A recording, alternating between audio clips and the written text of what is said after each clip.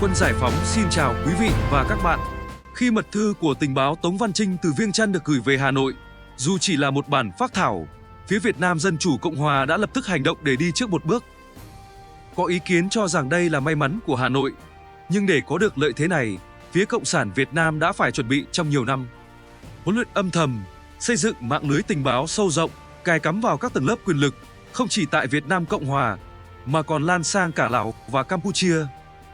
Ngày 29 tháng 1 năm 1971, Tổng thống Mỹ Richard Nixon mới chính thức phê chuẩn kế hoạch chiến dịch.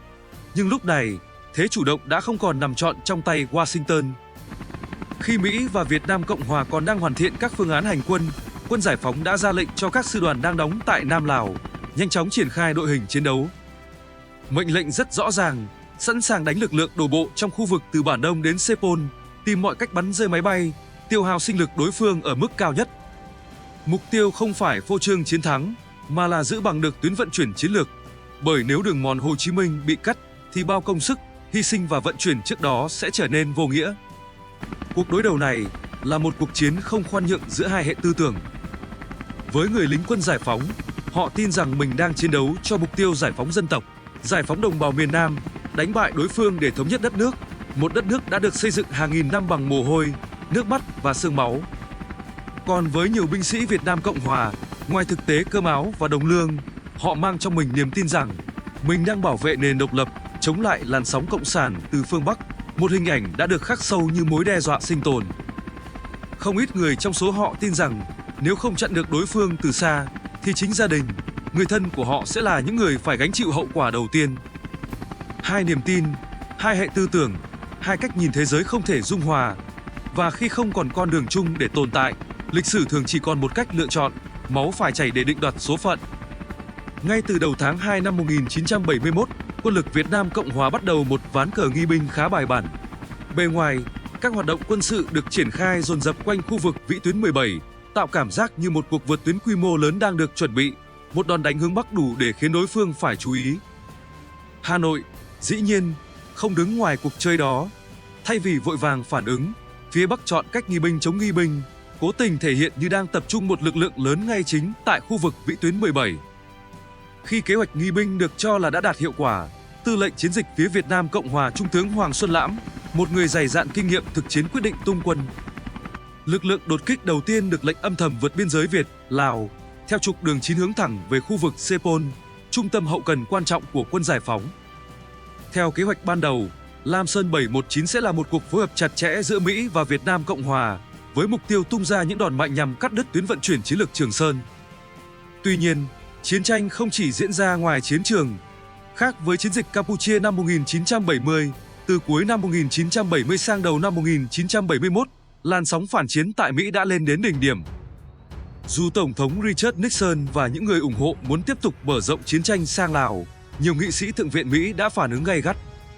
Một đạo luật được đề xuất cấm chi ngân sách cho các cuộc chiến mở rộng nếu không có sự phê chuẩn của Quốc hội. Và thế là một cuộc giằng co nổ ra, không phải ở rừng núi Trường Sơn, mà ngay trong lòng chính trường Washington. Trong khi các nghị sĩ tranh luận từng dòng ngân sách, lục quân Mỹ đã có sẵn 12 tiểu đoàn bộ binh và 5 tiểu đoàn tăng, thiết giáp đứng chân tại khu vực cực Bắc của Việt Nam Cộng Hòa, trong trạng thái sẵn sàng chiến đấu, nhưng chưa có lệnh vượt rào. Lúc này, tại Hoa Kỳ, cán cân chính trị đã nghiêng hẳn về một phía. Số lượng nghị sĩ mang tư tưởng phản chiến ngày càng đông, và kết quả là Quốc hội Mỹ đã thông qua đạo luật Public Law 91652, có hiệu lực từ ngày 5 tháng 1 năm 1971.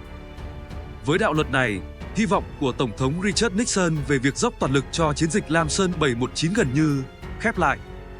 Từ thời điểm đó, lục quân Mỹ bị cấm mở rộng tham chiến tại Lào và Campuchia. Trên danh nghĩa, chỉ còn không quân và pháo binh được phép hỗ trợ. Việc quân Mỹ tập trung sát biên giới rồi cuối cùng không tham gia đã tạo ra một tác động tâm lý không nhỏ đối với quân lực Việt Nam Cộng Hòa.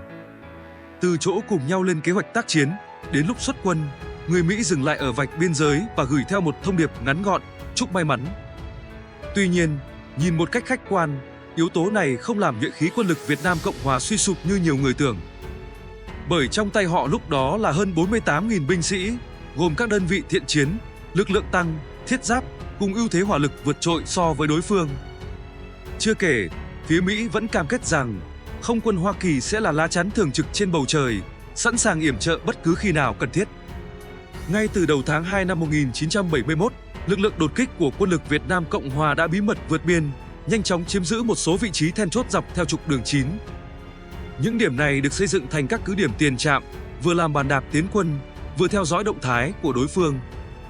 Ở phía bên kia, quân giải phóng không hề bị động.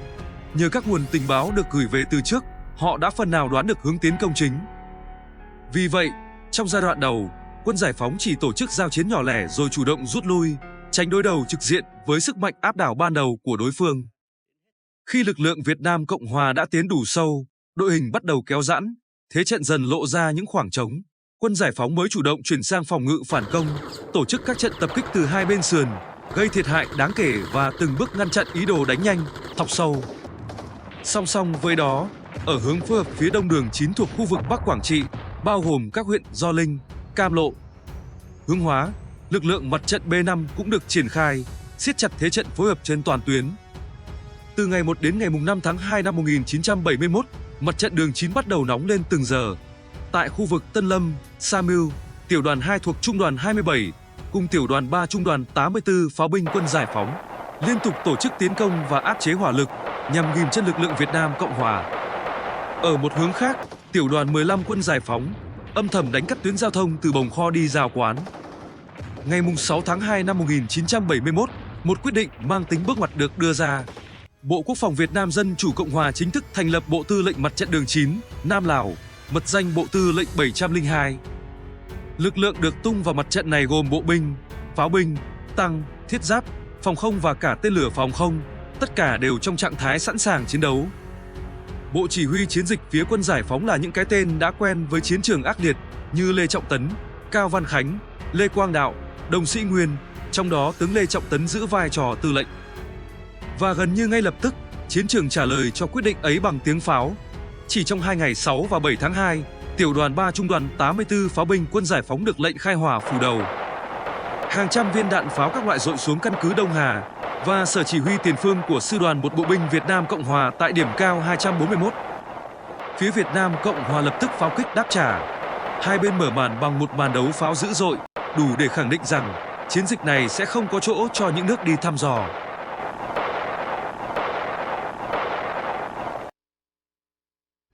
Trong khi đó, ở hướng Tây đường 9, trên địa bàn tỉnh Savanakhet, Lào, cuộc chiến cũng bùng lên không kém phần dữ dội. Những địa danh mà ngay cả người đọc bản đồ cũng phải dừng lại đánh vần, Asa Phang Thong, Tha Pha Lan Say, Mương Phìn, lần lượt trở thành chiến trường thực sự. Tại đây, Trung đoàn 48, Sư đoàn 320 phối hợp cùng lực lượng Pathet Lào, chỉ trong 2 ngày đã gây thiệt hại nặng cho các đơn vị đặc nhiệm Việt Nam Cộng Hòa và binh đoàn GM33, thương vong hai bên đều rất lớn. Ở những khu vực khác, các vị trí mà Việt Nam Cộng Hòa chiếm được trong những ngày trước đó, đa phần vẫn được giữ vững, đẩy lùi nhiều đợt phản công tái chiếm của quân giải phóng. Chỉ trong quãng thời gian rất ngắn ấy, ước tính gần 1.000 binh sĩ của cả hai phía đã vĩnh viễn nằm lại trên đất Lào. Mỗi người mang theo một lý tưởng riêng, nhưng cùng chung một kết cục, giữa vòng xoáy của một chiến dịch đang bước vào giai đoạn khốc liệt nhất. Dù thời điểm đó liên lạc vệ tinh còn rất sơ khai, chưa có cáp quang biển, chưa có Internet như bây giờ, nhưng công nghệ truyền tin của Liên quân vẫn đủ nhanh để tin tốt bay nửa vòng trái đất chỉ trong một đêm. Tối ngày 7 tháng 2, khi chiến trường Nam Lào còn đang khét mùi thuốc súng, tại Washington, Tổng thống Richard Nixon đã nhận được bản báo cáo đầu tiên. Nội dung rất gọn gàng, cuộc hành quân vượt biên giới Việt-Lào diễn ra đúng kế hoạch, chưa gặp trở ngại lớn nào đáng kể. Sáng ngày 8 tháng 2 năm 1971, mặc dù giao tranh trên thực địa đã diễn ra suốt nhiều ngày trước đó, Tổng thống Việt Nam Cộng Hòa Nguyễn Văn Thiệu mới chính thức tuyên bố mở cuộc tiến công áp chế nhằm cắt đứt đường mòn Trường Sơn. Việc công bố muộn, theo giải thích chính thức là để giữ bí mật quân sự. Cùng lúc, chính quyền Sài Gòn còn đưa ra một tuyên bố đầy tự tin, siêu căn cứ 604 của Cộng sản sẽ bị xóa sổ. Thậm chí, các nhà báo quốc tế đã được hẹn lịch sẽ được đón tiếp tại Chepon vào tháng 3 năm 1971. Theo ước tính của tình báo Mỹ đầu năm 1971, lực lượng quân giải phóng tại căn cứ 604 khoảng 22.000 quân, lực lượng Pathet Lào khoảng 5.000 binh sĩ. Toàn bộ đặt dưới quyền chỉ huy của Bộ Tư lệnh Mặt trận 702 vừa mới được thành lập. Vấn đề lúc này không phải là đối phương có đông hay không, mà là Hà Nội sẽ phản ứng như thế nào. Về điểm này, nội bộ phía Mỹ tồn tại những đánh giá rất khác nhau. Tướng Abrams, tư lệnh Liên quân Mỹ tại Việt Nam tin rằng Lào không phải Campuchia.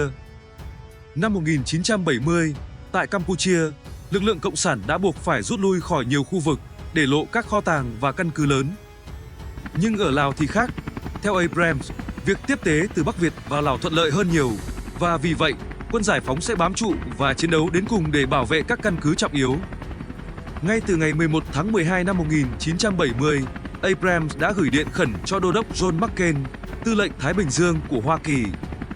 Nội dung điện báo nêu rõ, các đội hình bộ binh, pháo binh, thiết giáp liên quân đã sẵn sàng tại Nam Lào, không quân đã được triển khai, địa hình rừng núi là trở ngại, nhưng không phải không vượt qua được. Tuy nhiên, những bãi trống tự nhiên để trực thăng hạ cánh rất hạn chế, và khả năng cao phía Cộng sản đã chuẩn bị phòng thủ chặt chẽ từ trước. Abrams cảnh báo nhiều đơn vị lớn của đối phương đang ẩn mình quanh khu vực Sepol, và họ sẽ bảo vệ căn cứ đến cùng, bất chấp mọi hoạt động quân sự của liên quân. Nhưng, tình báo Mỹ lại đưa ra một đánh giá khác, lạc quan hơn nhiều. Theo họ, cuộc xâm nhập của liên quân chỉ vấp phải sự chống cự nhẹ.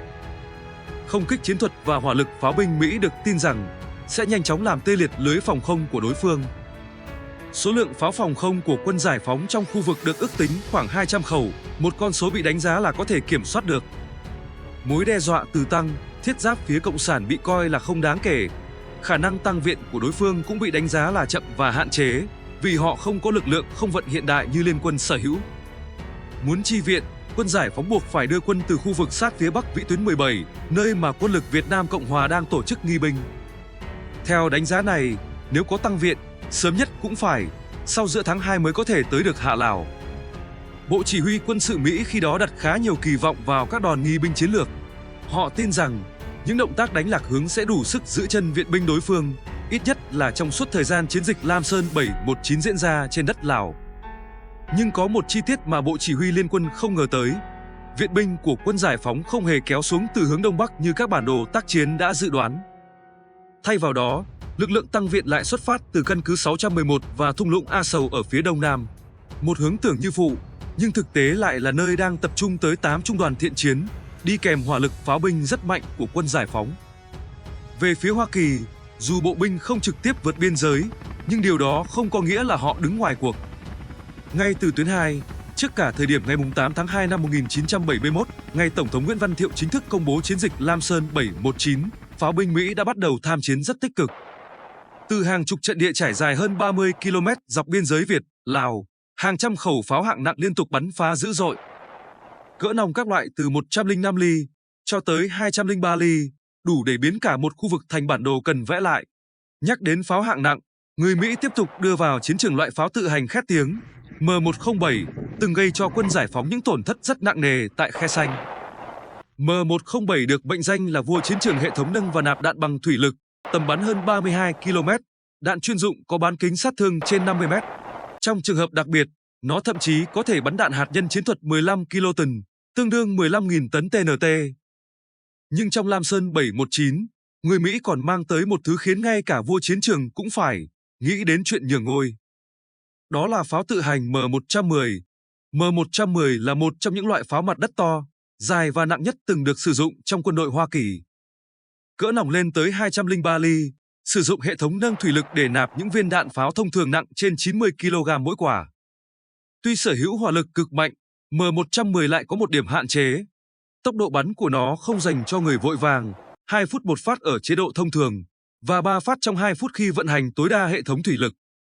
Bù lại, tầm bắn của M110 vượt 30 km, và về lý thuyết, nó cũng có khả năng sử dụng đạn hóa học hoặc đạn hạt nhân chiến thuật.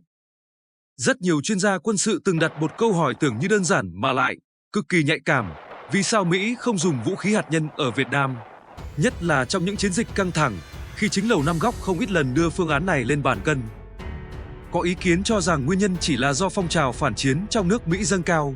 Nghe có vẻ hợp lý, nhưng thực tế thì chưa đủ sâu. Bên trong Washington lúc đó, Quốc hội Mỹ bị chia rẽ gay gắt. Phe ủng hộ tin rằng một cú thật mạnh có thể kết thúc chiến tranh nhanh gọn, nhưng phe phản đối lại đông hơn, và họ không hề thiếu lý lẽ. Ngay cả các đồng minh thân cận của Mỹ cũng lắc đầu. Thủ tướng Anh Harold Wilson, trong một chuyến thăm Mỹ, đã thẳng thắn phát biểu trước báo chí, nếu dùng vũ khí nguyên tử, đó là một hành động điên rồ. Vấn đề không chỉ nằm ở hình ảnh nước Mỹ, mà là nguy cơ mở toang cánh cửa dẫn tới Thế chiến thứ ba. Và rồi, các nhà phân tích quân sự đưa ra một kịch bản khiến nhiều tướng lĩnh Mỹ phải mất ngủ. Việt Nam Dân Chủ Cộng Hòa khi đó là một đồng minh quan trọng của Liên Xô. Trong bối cảnh quan hệ Xô Trung ngày càng xấu đi, Moscow có mọi lý do để bảo vệ lá bài chiến lược của mình ở châu Á. Dù khả năng Liên Xô chuyển giao công nghệ hạt nhân hoàn chỉnh cho Hà Nội là rất thấp, nhưng một khả năng khác thì không hề viển vông, vũ khí hạt nhân cỡ nhỏ. Những đầu đạn có đương lượng nổ từ 5 đến 20 kiloton, đủ nhỏ để sử dụng chiến thuật, đủ lớn để biến một căn cứ quân sự thành vùng chết. Chúng có thể được bắn từ pháo hoặc súng cối, tầm bắn vài km cho đến vài chục km, và quan trọng hơn, có thể được vận chuyển bí mật qua đường mòn Hồ Chí Minh. Nếu kịch bản xấu nhất xảy ra, 50 đến 100 đầu đạn hạt nhân chiến thuật được phân bổ cho các đơn vị đặc công, biệt động tinh nhuệ, những lực lượng xuất quỷ nhập thần, có thể xuất hiện ở bất cứ đâu. Một cuộc tấn công đồng loạt, mang tính bất ngờ như Tết Mậu Thân 1968, nhưng lần này không phải súng bộ binh, mà là vũ khí hạt nhân chiến thuật. Hệ quả thì không cần phải tưởng tượng nhiều, gần như toàn bộ lực lượng Mỹ tại Việt Nam có thể bị tiêu diệt hoặc chịu thương tật vĩnh viễn vì phóng xạ. Chính vì những tính toán lạnh lùng và đáng sợ đó, Washington buộc phải gác lại phương án hạt nhân, dù nó đã nhiều lần được đưa ra bàn thảo. Không phải vì họ không nghĩ đến, mà vì có những cánh cửa một khi mở ra sẽ không bao giờ đóng lại được nữa. Quay trở lại chiến trường Hạ Lào, quân đội Hoa Kỳ lúc này không chỉ đứng phía sau với vai trò cố vấn cho có lệ. Từ tuyến 2, pháo binh hạng nặng liên tục dội lửa. Trên bầu trời, B-52 trải thảm dọc theo đường 9 mục tiêu rất rõ ràng, dọn sạch mặt đất, mở đường cho bộ binh Việt Nam Cộng Hòa tiến sang.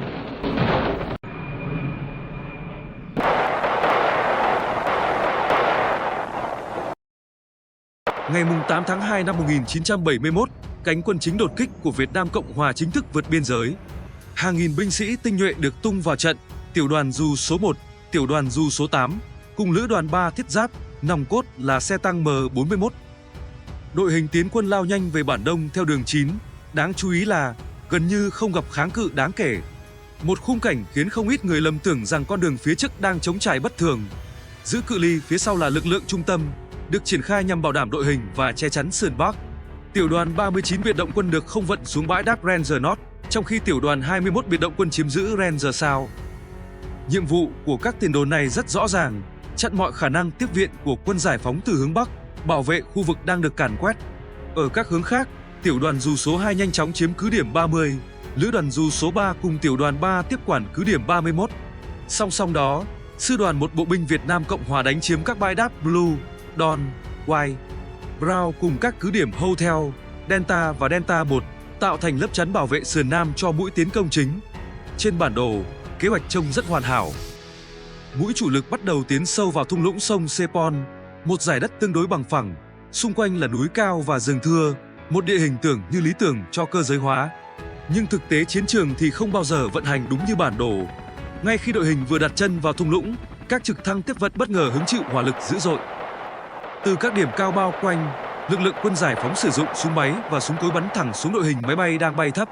Ưu thế địa hình lập tức phát huy tác dụng, kẻ ở dưới chưa kịp hiểu chuyện gì xảy ra, thì hỏa lực từ trên cao đã phủ xuống như mưa. Và lúc này, nhiều người mới nhận ra một điều, sự yên ắng ban đầu có thể chỉ là màn dạo đầu của một cơn bão lớn hơn. Không rõ vào thời điểm ấy, đơn vị nào là nhà thầu thi công đường 9, và cũng chẳng biết có ai phải chịu trách nhiệm hay không. Chỉ biết rằng, tuyến đường huyết mạch này xuống cấp nghiêm trọng, dù mới được đưa vào sử dụng chưa lâu. Mặt đường xấu đến mức xe bánh hơi gần như bó tay, chỉ xe bánh xích và xe Jeep mới lết qua được. Hệ quả thì ai cũng đoán ra, gánh nặng tăng viện và hậu cần bị đẩy thẳng lên bầu trời. Từ đây, trực thăng không còn là phương tiện hỗ trợ, mà trở thành dây sinh mệnh của quân lực Việt Nam Cộng Hòa trên đất Hạ Lào. Nhưng bay ở đây không giống bay trình diễn. Địa hình đồi núi, chân mây thấp, tầm nhìn hạn chế. Quan trọng hơn, hỏa lực phòng không của quân giải phóng đã được bố trí sẵn, đón lõng với mật độ ngày một dày đặc. Sáng ngày 9 tháng 2 năm 1971, chiến sự trên mặt đất bùng lên dữ dội. Tại chốt 351, Trung đoàn 24, Sư đoàn 304 quân giải phóng tăng cường cho Sư đoàn 308 đã liên tiếp đẩy lùi 5 đợt tiến công của chiến đoàn đặc nhiệm dù Việt Nam Cộng Hòa. Kết quả, gần 2 đại đội phía Việt Nam Cộng Hòa phải trả giá. Phía quân giải phóng cũng phải trả giá đắt với hơn 250 bộ đội thương vong. Cùng ngày, trên đường 16, tiểu đoàn 6, Trung đoàn 88, Sư đoàn 308 đánh thiệt hại nặng đại đội 2 thuộc tiểu đoàn 21 biệt động quân Việt Nam Cộng Hòa, và bảo vệ thành công trận địa pháo Làng Sen. Tuy nhiên, hỏa lực xe tăng của phía Việt Nam Cộng Hòa dù bị đánh bật ra, nhưng các đợt phản kích này cũng khiến lực lượng phòng thủ của quân giải phóng tại khu vực chịu hơn 100 bộ đội thương vong. Máu của người Việt ở cả hai phía tiếp tục đổ xuống trên vùng đất Hạ Lào.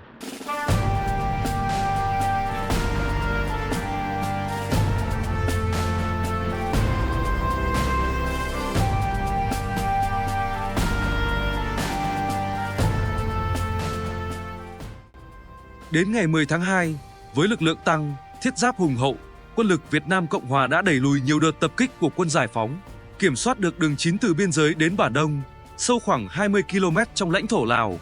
Quãng đường này tương đương một nửa chặng tới Sepol.